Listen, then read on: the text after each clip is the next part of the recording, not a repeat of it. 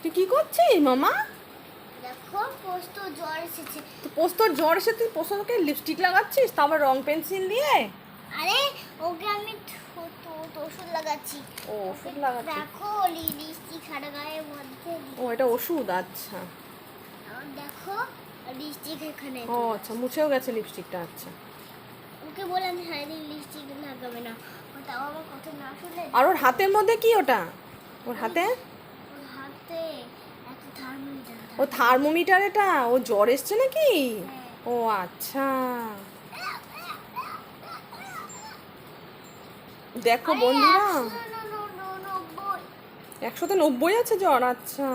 দেখো বন্ধুরা মামাম কি করেছে, দেখো ওর পোস্ত ভাইকে, এটা ওর পোস্ত ভাই, আর ও ওর ভাইয়ের উপরে যত মেকআপ করে, দেখো কত মেকআপ করেছে, দেখো চুলে মাথায়, চুলেরগুলো তাও আমি মুছে দিয়েছি।